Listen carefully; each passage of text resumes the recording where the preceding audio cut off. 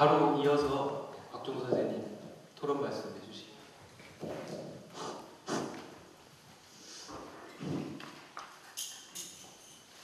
교수님 말씀 이해 잘 됐어요?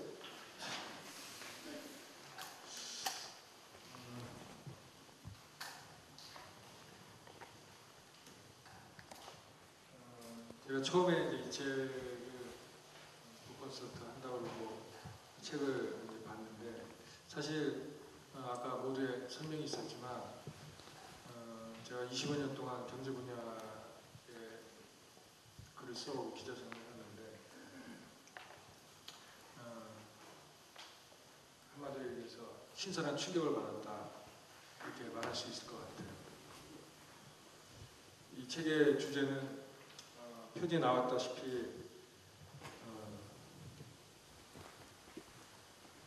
기업은 누구의 것인가 그리고 철학, 자본주의를 뒤집다 굉장히 아주 도전적인 그런 아주 강렬한 제목으로 되어 있죠. 이 책의 주제가 우리 사회의 지금 핵심 문제를 다루고 있는 것 같아요. 기업이 누구의 것인가라는 문제를 확장시켜보는 지금 우리 사회의 대표적인 기업은 재벌이고 재벌은 누구 것인가 라는 의문으로 이어질 수 있을 것이고 그걸 보다 확장하면 이 책에서도 김남훈 교수님이 말씀하셨지만 기업이 지배하는 사회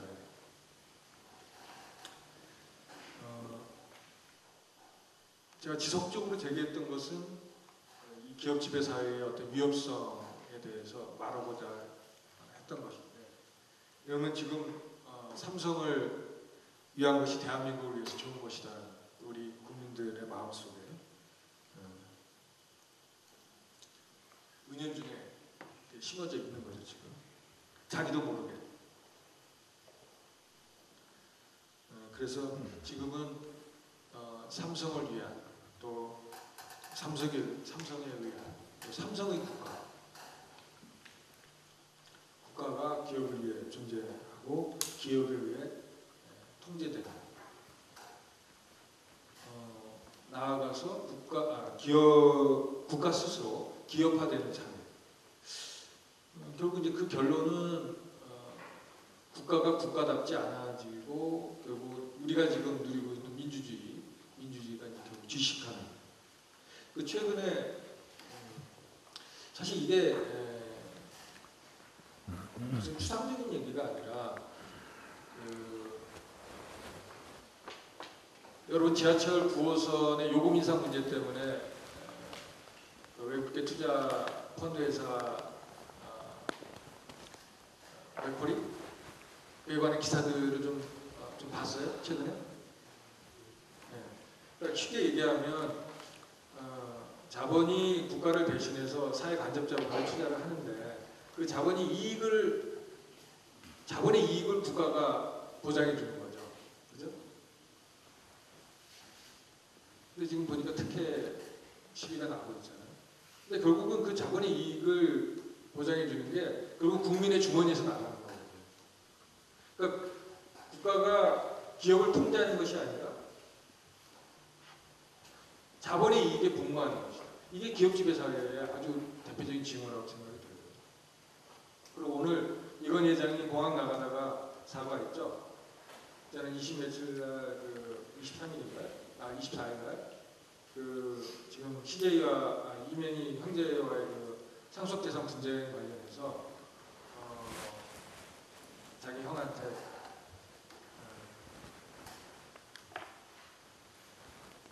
심한 말들을 했죠. 형이란 말도 안 했지. 이면희 씨는 나한테 감히 건이라는 말을 할 수 없는 사람이라고 했어요. 근데 내가 아는 경상도 출신의 후배가 그러더라고요. 삼성이 이제 경상도 출신이잖아요. 경상도에서는 형 보고 씨라고 그러면은 죽음이라고 그러거든요. 근데 이제 오늘 나가면서 그랬어요. 제 사적 감정을 너무 드러내서 미안하다고 죄송하다고 그랬어요. 근데 사실은 저는 이제 그 부분에서 기업 지배 사회의 징후 같은 것들을 좀 사실 봤어요. 보통 우리 집안사들에 대해서는 겉으로 드러내지 않죠.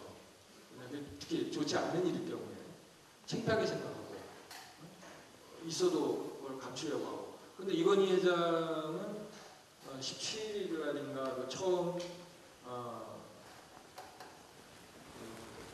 그 형과 누나에 대해서 그냥 한 푼도 줄 수 없다. 그런 얘기를 하고 수준 이하의 사람들이다라는 얘기를 하고 그 다음에 23일 날 형과 동생, 아니 누나가 거기에 대해서 건희가 너무 욕심이 많다는 얘기를 하니까 24일 날 다시 한번 그 얘기를 했는데 그걸 보면서 이건희라는 사람이 우리 소위 국민을 모아지도 않게 생각하는구나. 사실 난 그런 생각이 들었어요. 우리가 보통 집안의 얘기를 친구들한테 할 때도 그런 얘기 잘 안 하잖아요. 왜? 창피하고 이 사람이 나를 어떻게 생각할까라는 걸 생각하는데 이건희는 이미 그 수준을 넘어간 것 같아. 왜? 자기가 절대자니까 남들이 어떻게 보든 그거는 사실은 상관한 바가 아니죠. 근데 나는 오늘 그 공항에서 이건희 회장이 그 사과한 것을 보고서 우리 사회는 기업지배 사회냐 아니냐의 어떤 그 경계선, 기업지배 사회, 어떤 때는 기업지배 사회의 어떤 노골적인 모습들이 나타나기도 하고, 어떤 때는 그렇게 사회적 압력에 의해서 다시 죄송하다는 얘기를 합니다. 그러니까 굉장히 그 위험한 그 경계선에 있는 거 아닌가 그런 생각을 했는데 사실은 이 책이 그 우리 사회의 그런 핵심, 기업지배 사회, 재벌의 주인을 자처하는 어떤 총수, 또 그걸 일반화시키면 기업의 주인이 과연 누구인지 이런 문제들을 정면으로 다루고 있다는 거죠. 그것도 경제학자가 아니라 철학자. 근데 사실 경제학을 하는 사람들은 저처럼 경제를 취재하는 기자를 포함해서 스스로 이 책을 읽으면서 돌아보게 하는 그런 계기를 준 것 같아요. 김상곤 교수님이 이제 책에서 철학자의 경제학 탐구가 자칫 학문적 월권으로 지적받지 않을까 무슨 걱정한다고 그렇게 하시는데 저는 뭐 그런 걱정을 안 하셔도 될 것 같다는 생각을 하고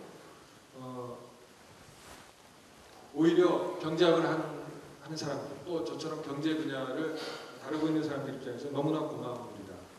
경제학의 한계를 뛰어넘도록 하는 사실 뭐 2008년 글로벌 경제 위기 이후에 경제학의 한계 이런 거에 대해서는 많은 사람들이 지적을 했잖아요.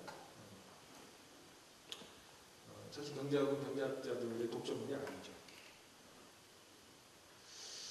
그러한 충격을 받았고, 근데 충격과 함께 이제 이 책에 빠져들었던 몇 가지 요인들이 있는데, 그 김상곤 교수님이 제기한 기본적으로 깔고 있는 문제 의식에 대한 공감이라고 할 수 있을 것 같아요. 삼성이 과연 이건희 것인가? 모두가 아니라고 생각을 해요. 고개를 갸웃도하죠. 하지만 현실은 이건희가 주인 행사하고 실제 그렇게 하고 있죠. 여러분 이건희 회장의 삼성그룹 지분이 몇 프로인지 혹시 아세요?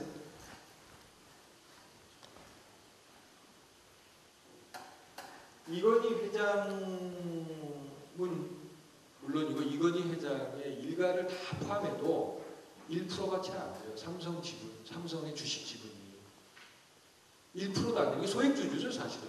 그러니까 장하성 고대 교수가 하신 말씀이 우리나라 재벌 총수들은 사실상 전문경이라는 얘기는 지분이 없기 때문에 물론 이제 김상곤 교수님은 주주가 주인이 아니라는 더 나간 주장을 펼치지만 그런데 현행 법체계 안에서도 아니죠. 그런데 현실적으로는 주인 행세를 하거든요.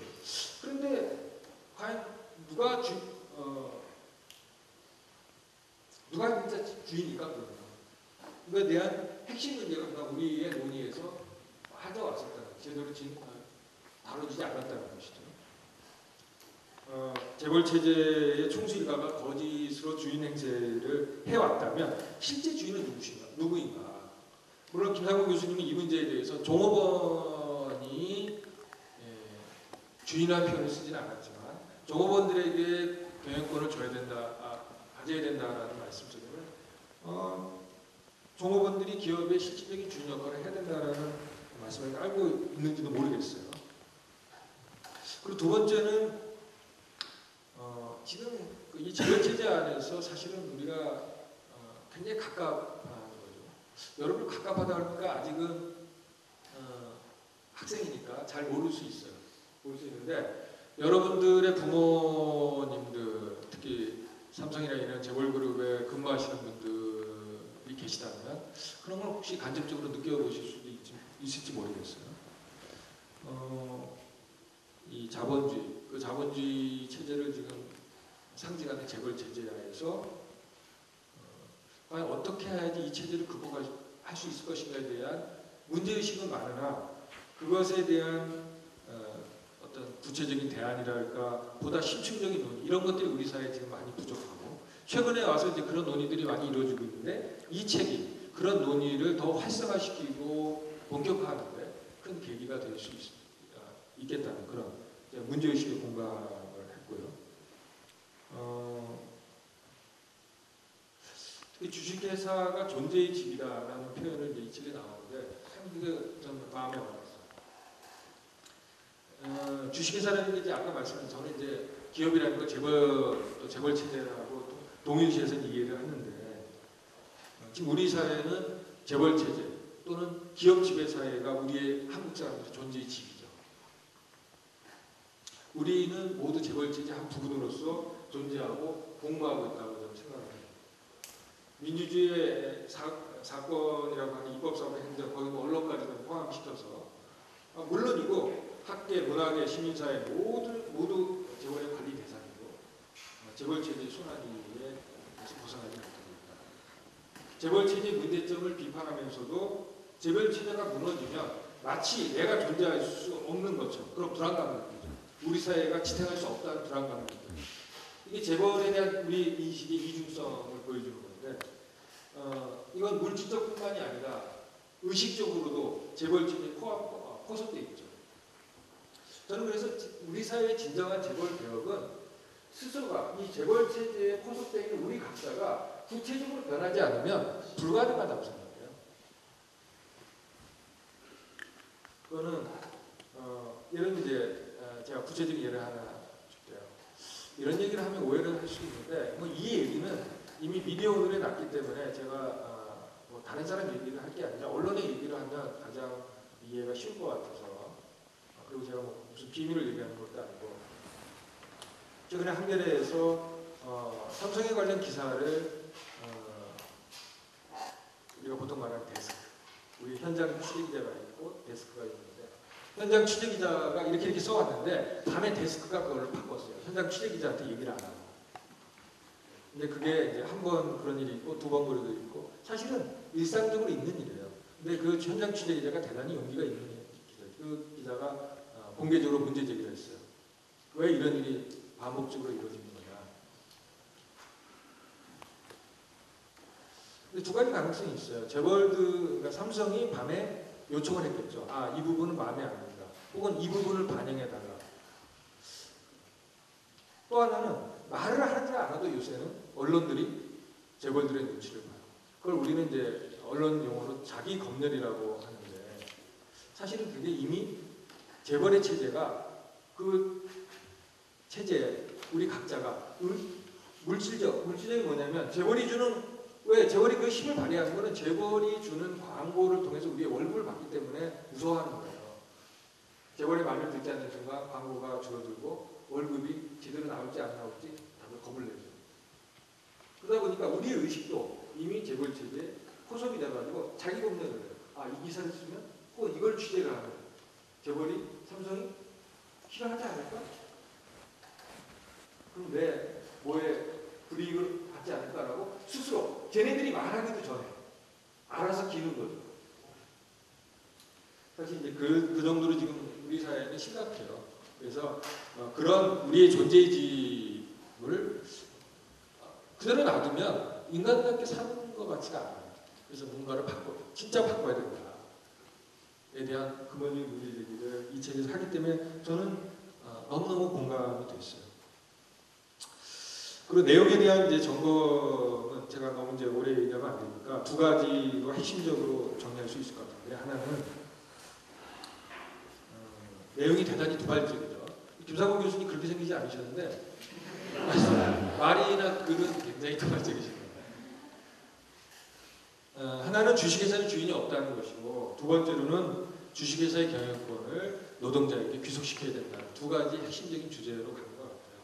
근데 주식회사의 주인이 없다. 이거는 사실은 제가 아까 도발적이라는 표현을 썼지만 사실 근본 지금의 현존하는 법질서나 우리의 인식 체계를 모두 다 부정하는 것이죠. 그렇죠? 임상구 교수님도 말씀하셨지만 우리 법체계는 법체계나 우리의 상식은 주식회사의 주인은 주주로 다 알고 있었죠. 그걸 설명하기 위해서 교수님은 굉장히 전문적인 용어들을 많이 동원했어요. 인적에서 물적에서 무한책임, 유한책임, 인격, 법인격 등 여러 가지. 근데 쉽지 않아요. 하여간에 결론은 법인은 법적 관계에서 권리 주체이기 때문에 마치 인격과 같다. 누구에게 속하는 게 아니다. 주식회사의 주인은 자기 자신이다. 이 부분은 굉장히 매력적으로 들리면서도 또 한번 생각해볼 바는 있는 것 같아요. 하도 우리는 이 법인을 아주 인격처럼 다루는 것에 대해서 저는 굉장히 문제의식을 갖고 있는 사람이에요. 예를 들면 이런 거예요. 법인을 인격처럼 다루게 되면 법인의 존속을 위해서 때로는 그 안에 소속되어 있는 사람을 희생시키는 경우도 있어요. 그죠? 구조조정이라는 게 흔히 보여죠. 근데 저는 때로는 그 안에 있는 사람을, 구성원을 진짜 인간답게 행복을 추구하거나 혹은 자유롭지 못하게 억압하는 그런 범인격이라면 저는 없는 것이 차라리 낫다고 생각해요. 해체하는 것이 낫다. 한겨레가 때로는 자기 구실을 못하면 해체하는 것이 역사에게 올바른 길이라고 생각하는 거예요. 그러니까 그렇게 안 하려면 제 역할은 제가 해야 되겠죠. 그죠?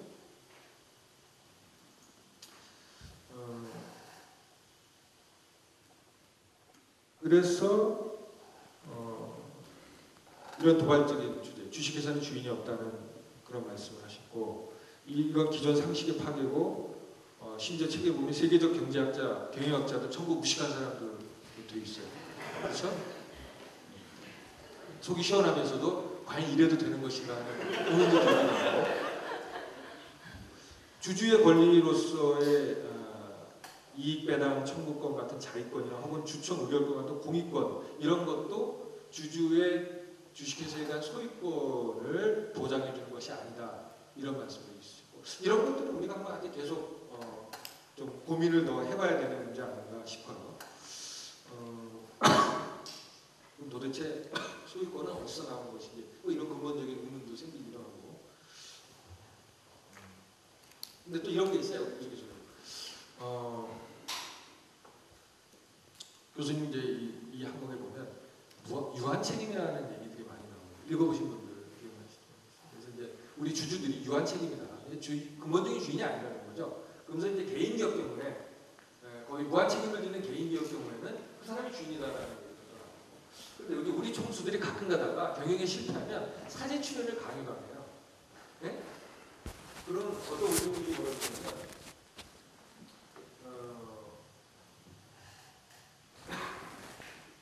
수고보수는 사제 출연을 반대해요.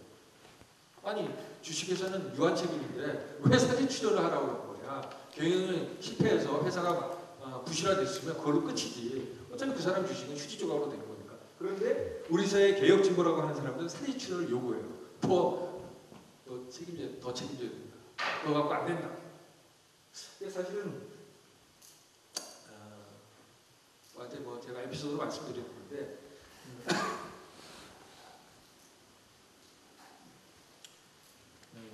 기업은 재벌의 기업, 재벌의 소유권이 총수 일가에게 있다는 우리 사회의 신화, 저는 신화라고 생각을 하고, 그것은 근본적으로 김나봉 교수님 말씀하셨던 주식회사의 주인이 없다는 관점에서 볼 수 있고, 또는 현실적으로 재벌의 총수들은 가진 것이 평균 1%가 안 되는 사람들이 주인 행사하는 것은 현존의 법체계에서도 부당한 것이죠. 그렇죠? 그래서 그것도 겸손하게 주인 행세를 하는 것이 아니라 포괄적으로 하는 거예요. 절대 왕정처럼. 그래서 저는 삼성공화국이라는 말은 저도 가끔 쓰긴 하는데 적절한 말은 아니에요. 공화국이라는 말, 삼성왕국이나 삼성제국 정도는 맞는 것 같아요. 그런데 거기 그런 신화에 대한 신화를 비판적으로 적용할 수 있는 중대한 문제 제기를 하고 있다. 이 책이. 그래서 도출되지 않는 경영권을 누구에게 주는 것이 맞느냐는 이런 근본적인 질문으로 가요. 그래서 그 결론은 우리 사회의 가장 지배적인 공동체인 기업을 3대 만남의 공동체. 철학적 용어들이 많이 나오니까 제가 그냥 알기 쉽게 제 스스로 알기 쉽게 차원으로 설명하는데, 그래서 기업 공동체라는 이념을 제시하고 그 기업 공동체 이념을 제대로 구현하기 위해서는 다수의 구성원이 노동자들의 이념을 조합니다. 대단히 좀 비약이 있는 것 같으면서도 속이는 측면도 있고 또 걱정되는 측면도 있어요. 그건 교수님도 그 부분을 지적하신 것도 있고 저는 실천적으로 그런 걸 느껴요. 한겨레하고 경향이 사장을 종업원들이 선출해요. 근데 한겨레는 참된 의미의 공동체인가? 저는 잘 모르겠어요. 참된 의미의 공동체라면 엊그제 있었던 그런 일은 벌어지지 않겠죠. 그죠? 대학 사회는 교수들이 혹은 학생들이 직선제 총장을 뽑는데 그게 진정한 공동체냐? 어떻게 생각해요? 그래서 저는 필요 조건과 필요 충분 조건을 좀 구분할 수 있을 것 같아요. 그래서 그 대표를 그 구성원들이 뽑는 것, 민주주의 가장 기본적인 형태인데 그런 것들이 굉장히 바람직한 측면이 있는가 하면 그것만 갖고는 3대 공동체가 꼭 100% 보장되는 것은 아니다. 그런 경험 같은 거를 생각을 하게 되고, 또 하나는 과연 우리 사회의 노동자들은 과연 주인의 자격이 지금 있는 것이냐. 이때 노동자들은 개별적인 노동자를 얘기하는 거 아니에요. 우리 사회에서 지금 조직률이 10%도 되지 않는, 그러나 우리 진보 정당들이 그 이념적 혹은 정치적으로 뿌리를 두고자 하는 그들, 조직화된 노동자들이 우리 사회에서 지금 어떤 평가를 받고 있고 그들이 하는 행태가 어떠냐에 대한 비판적인 한번 점검도 한번 하게 하는, 그건 우리 김상문 교수님도 그 부분에 대해서 진보운동에 대한 고언을 하고 계시죠. 그래서 저는 하여튼 결론적으로 들어졌는데 김상문 교수님의 주장들에 대해, 이 책이 갖고 있는 주장들에 대해 모두 동의하는 혹은 부분적으로 동의하느냐, 그 차이에 불문하고 기업체에서 재벌체제의 위험성보다 청구적으로 근본적인 논의가 시작되는 아주 중요한 단초 계기가 마련됐다는 것은 그 누구도 부인할 수 없다.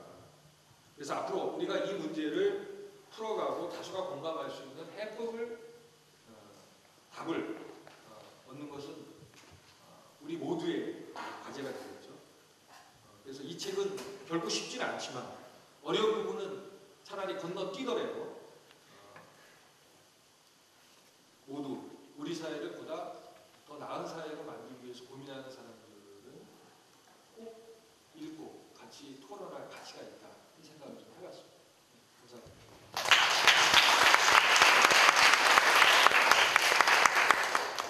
예, 기업은 누구의 것인가, 이 책 내용의 어떤 성취 지점과 그럼에도 불구하고 좀 더 물음을 진척시켜 나가야 될 부분들에 대해서 잘 정리를 주셨고요. 이게 뭐 적대적인 논평이라기보다는 상당히 좀 공감적인 논평을 해주셨기 때문에 굳이 논쟁 지점을 잡아서 이렇게 토론할 거리는 아니지만 어쨌든 앞에 나오셔서 지금 토론하고 계시니까 일단 자유토론에 들어가기 전에 방금 박정수 기자님 말씀하신 그 내용들 중에서 저자의 입장에서 좀 구현해서 말씀하실 내용들이 있으면 좀 짤막하게 말씀해 주십시오. 예, 하나 더 고맙습니다. 네, 보잘것없는 이 책에 대해서 호의적으로 그 말씀을 해주셔서 격려가 됩니다. 그 지적하신 몇 가지 문제에 대해서는 저 역시 크게 다른 생각을 가지고 있지 않습니다. 두 가지 말씀하시는데 이제 처음에 법인과 소유권 문제에 대해서 이제 한 번 더 이렇게 그게 참 복잡한 문제라고 지적을 해 주셨는데요. 경영에 실패한 재벌 총수와 사제 출연하는 그런 예도 들어주시고, 그렇죠. 유한 책임의 원리에 따르면 그럴 필요 없는 거죠.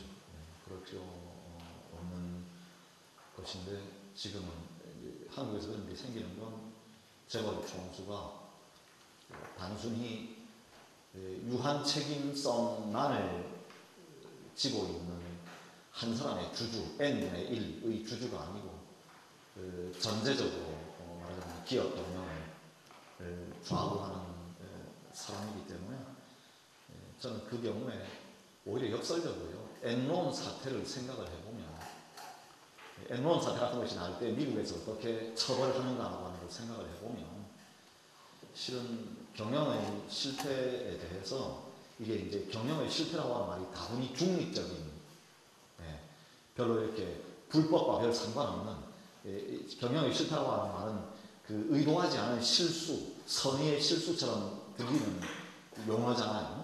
근데 경영의 실패라고 하는 건 실질적으로는 그게 온갖 종류의 탈법과 불법이 같이 다 이제 어우러져서 뭐 그런 건데, 또 그러니까 이제 책임 이런 얘기도 나오는 거고.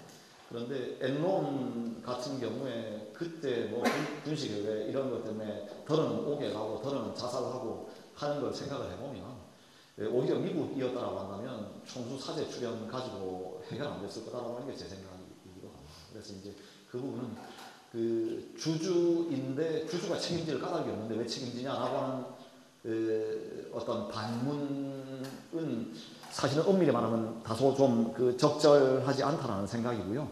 그 경우에는 경영자로서, 그러니까 크고 작은 불법 행위에 대해서 책임을 지는 것이라고 보는 것이 이제 옳지 않을까라는 게 지금 한국 현실을 두고 볼 때는 이제 제가 생각하고 있는 바입니다. 그런데 어떻든 굳이 그게 아니라도 제가 이제 드리고 싶은 말씀은, 소유권이라고 하는 것이 정말로 뭐냐라고 하는 걸 따져서 묻기 시작을 하면, 지금 그 부분에 대해서 원래 이거 소유권이 뭐냐라고 하는 건 철학에서, 특히 이제 법철학에서 먼저 정리를 해줘야 되는 개념인데요.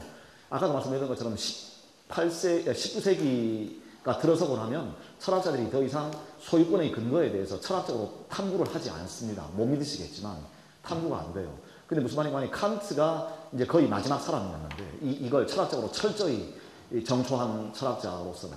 근데 이제 그 이후에 해결까지 이어지는 짧은 시간입니다. 칸트에서 해결 사이의 시간이. 고전적인 철학자들이 소유권을 말을 할 때요, 소유의 주체로서는 개인이고요, 소유의 객체는 뭐냐면 토지와 그 위에 있는 동산들입니다. 건물 포함해서. 그래서 이것 이외에 다른 종류의 소유물에 대해서는 어떤 권리로, 어떤 근거로 우리가 소유할 수 있다 또는 없다라고 하는 말을 전혀 하지 못했습니다. 근데 금방 문제가 되는 게, 그럼 자본은, 여러분 생각해 보십시오. 자본은 사실은 토지라고 할 수 없고요, 본래적인 의미에서 동산이라고 하기도 어려운 거예요. 지금 와서는 우리가 이제 예금 자산을 동산에다가 포함시키겠지만, 이거 고전적인 의미에서 실은 얘기를 하기 시작하면, 예전에도 화폐가 있었으니까 그렇지만 지금과 같은 의미의 이런 자본, 단순히 화폐가 아니라 이거 보다 다른 측면에서 논의가 되어야 되는데 이거 제대로 되지 않습니다. 그 다음에 소유의 주체에 대해서 얘기를 한다라고 할 때도 마찬가지죠. 그래서 지금 이제 주식회사를 두고 소유의 주체로서 우리가 논의를 하든 아니면 소유의 객체로서 논의를 하든 그것에 대해서 그 무언가 근본적으로 새로운 범주가 필요하다라고 하는 것이고요.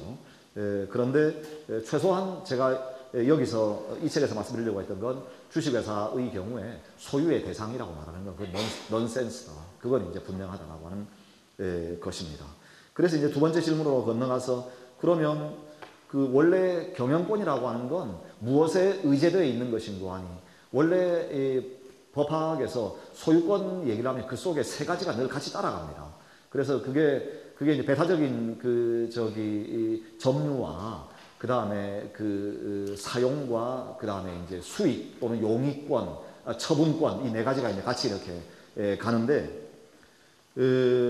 경영권이라고 하는 건 회사를 우리가 어떤 식으로 의제되어 있는 거 아니 회사를 내가 소유하고 있는 거니까 회사를 어떤 식으로 사용하든 그 내 마음이잖아요. 사용권으로 이제 의제되어 있습니다.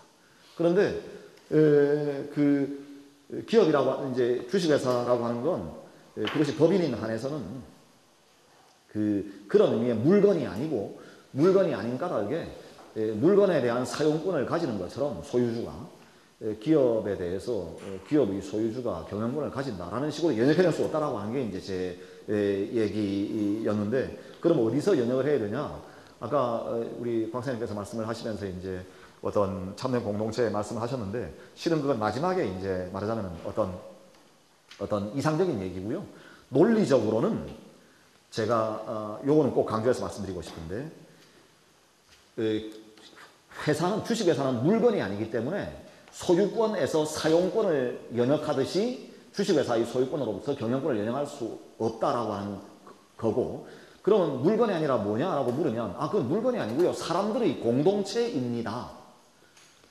그리고 이 공동체의 성립 목적은 그게 이윤 추구든 다른 무엇이든지 간에 어떤 활동을 위해서 결속한 단체란 말입니다. 그러면 이것은 이제 소유의 대상은 될 수 없고 오직 누군가가 소유주가 아니라 대표자만 있을 수 있는데 그 대표자가 누구냐? 라고 하는 것이 문제라고 했을 때 그럼 누가 대표를 해야 되겠어요? 활동하는 사람들을 대표할 수 있을 뿐이다라는 얘기입니다. 주식회사의 대표는 추상적으로 말하면 활동을 대표할 때만 이게 논리적으로 하자없이 굴러갈 수 있는 것이지 지금 주식회사는 어떻게 되어 있는 거 아니? 돈을 내는 사람들이 주식회사를 대표하는 걸로 되어 있어요. 근데 돈을 내는 사람들은 활동을 하지 않는다는 겁니다. 이 책에서 제가 드러내려고 한 건 그 괴리예요. 주식회사는 인간의 생산 공동체로서 활동하는 어떤 단체인데 그럼 활동의 주체는 누구입니까? 라고 물으면 그건 노동자예요. 근데 이 노동자들은 주체성에서 완벽하게 배제되어서 사물화되어 있고요. 오히려 사물이라고 할 수 있는 자본을 최초에 출자한 사람들이 자본의 목만큼 자본을 대신해서 이름표를 달고 나와서 그 주식회사의 대표인데요 라고 하고 있습니다. 그러니까 주식회사의 활동과 주식회사의 대표성 사이의 괴리가 경영학 교과서에서 맨날 하는 말로 대리인 비용을 낳는 괴리이고요. 이건 여기 혹시 경제학, 경영학 공부하고 계신 분이 계시다면 해결 불가능합니다. 이건 처음부터 비논리적으로 처음부터 말이 안 되게 놓여있는 조건이기 때문에 미국의 말하자면 주주자본주의는 그런 의미에서 저는 더 이상 지속 또는 작동 불가능하다고 생각을 하고 그런 의미에서 제가 말씀드리려고 했던 건 단지 제가 지모적인 무의식을 가지고 있는 사람이니까 노동자의 해방을 위해서 노동자한테 경영권을 줘야 됩니다 라고 하는 식의 의격다짐이 아니고요. 냉정하게 그냥 논리적으로 얘기를 하면 주식회사 법인이라고 하는 것이 생산 공동체인 까닭에 주인은 있을 수 없고 대표만 있을 수 있는데 그 대표를 하는 사람이 활동을 대표하지 못하고 출자자들을 대표하고 있는 상황이라서 문제가 된다. 근데 이것이 출자자만 대표해도 문제가 안 될 텐데요. 마지막에 가면 우리 곽성수 선생님께서 잘 말씀해 주신 것처럼 출자자 대표도 아니에요. 이건희는 출자자 대표 아닙니다. 예. 1%가 안 되기 때문에 출자자 대표가 아닐 뿐만이 아니고요. 그 사람은 책에 써놨습니다만 79개 삼성 계열 기업 중에 어떤 기업에도 법인 이사로 등기되어 있지 않습니다. 그는 유령입니다. 그는 아무것도 아니에요. 예. 아무것도 아닙니다. 예. 그러니까 절대적인 권력을, 신처럼 절대적인 권력을 가지고 있지만 절대적으로 무책임한 사람이에요. 이것 때문에 현행 지금 넓게는 자본주의 체제, 좁게는 한국의 재벌 체제는 작동 불가능합니다. 이 모순은 현실에서 반드시 문제가 될 수밖에 없는 거거든요. 논리적인 모순은 반드시 현실에서 문제가 되게 되어 있습니다. 실제로 문제가 되고 있고 지금. 그래서 그런 의미에서 여러분 제가 말씀드리려고 하는 건 주식회사의 제도 자체 속에 놓여있는 모순을 해결하기 위한 시도이기도 하다라고 하는 걸 알아주셨으면 고맙겠어요.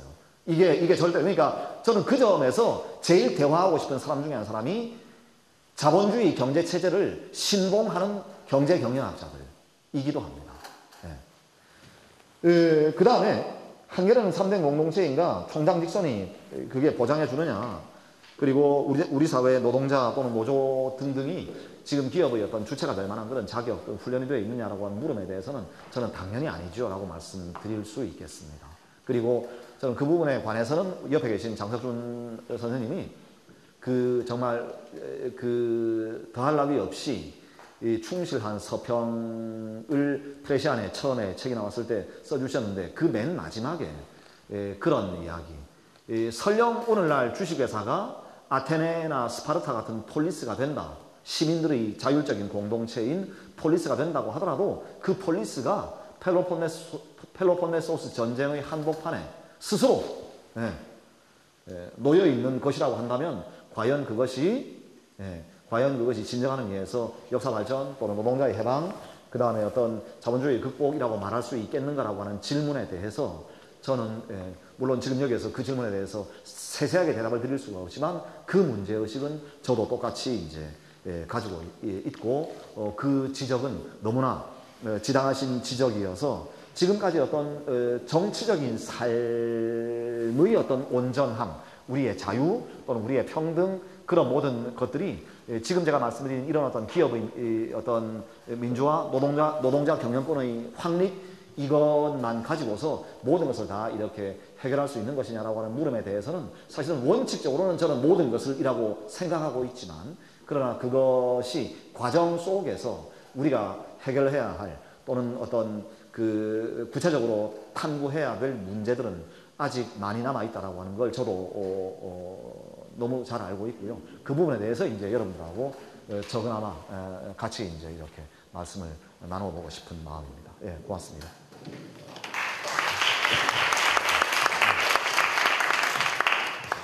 말씀하시고 은평하시고 다시 말씀하시고 하면서 조금 예정됐던 시간보다 길어지긴 했는데 그래도 책 내용에 대해서 좀 대략 짚어야 될 부분들은 잘 짚어진 것 같고요. 그래서 지금 뭐